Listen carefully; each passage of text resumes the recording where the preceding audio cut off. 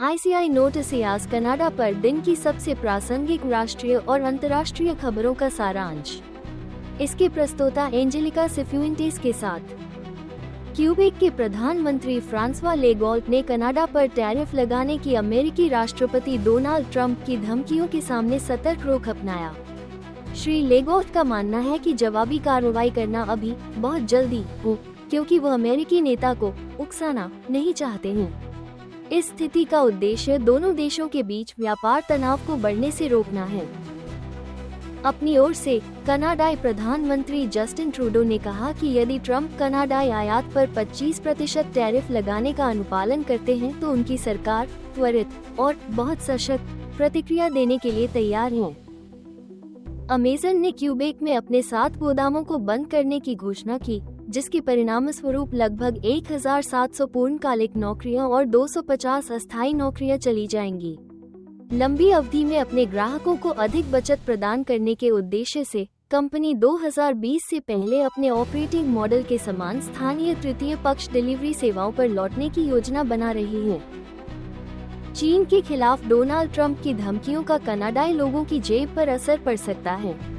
इस फैसले की confederation of national syndicates (CSN) ने आलोचना की, जो प्रांत में 300 श्रमिकों का प्रतिनिधित्व करता है।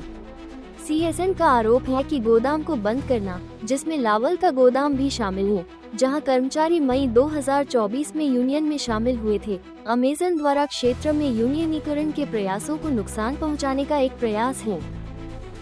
1 फरवरी 2025 से चीनी आयात पर 10% टैरिफ लगाने की अमेरिकी राष्ट्रपति डोनाल्ड ट्रंप की हालिया धमकी का कनाडाई अर्थव्यवस्था पर बड़ा असर हो सकता है। चीनी उत्पादों पर टैरिफ से कनाडा में उपभोक्ता वस्तुओं की कीमतें बढ़ सकती हैं, क्योंकि चीन से आयातित कई उत्पाद कनाडाई आपूर्ति श्रृंखला का हिस्सा हैं। इसका असर इलेक्ट्रॉनिक्स से लेकर कपड़े और खिलौनों तक पर पड़ेगा। अधिक महंगी दवाएं। प्रस्तावित टैरिफ से संयुक्त राज्य अमेरिका में दर्द निवारक और एंटीबायोटिक दवाओं जैसी दवाओं की कीमत बढ़ सकती है। कनाडा के उत्पाद, जैसा कि देश व्यापार युद्ध की तैयारी कर रहा है।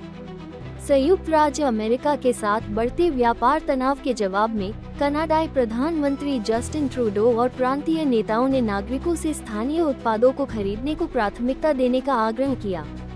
इस पहल का उद्देश्य राष्ट्रीय अर्थव्यवस्था को मजबूत करना और संभावित सीमा शुल्क के प्रभाव को कम करना है, जिसे अमेरिकी राष्ट्रपति चुनाव डोनाल्ड ट्रंप के प्रशासन ने कनाडाई आयात पर लगाने की धमकी दी है। 2025 में क्यूबेक में किराए में रिकॉर्ड वृद्धि। क्यूबेक में किराए की कीमतें कई वर्षों से बढ़ रही हैं, और इसके विपरीत ऐसा लगता है कि अगले साल स्थिति में सुधार नहीं होगा।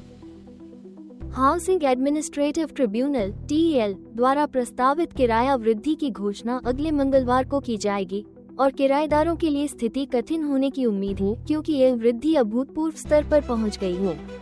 पट्टे का नवीनीकरण तेजी से हो रहा है, और कई किराएदार अगली वृद्धि के शिकार होंगे, जो अभूतपूर्व ऊंचाइयों तक पहुंचने का वादा करता है। ICI NOTICIAS कनाडा के नाम से यूट्यूब, टिकटॉक, इंस्टाग्राम और फेसबुक पर हमारे प्लेटफॉर्म पर हमें सब्सक्राइब करें और फॉलो करें। सबसे महत्वपूर्ण समाचारों और गहन विश्लेषण से हमेशा अपडेट रहें। हमें अपनी जानकारी के विश्वसनीय स्रोत के रूप में चुनने के लिए धन्यवाद।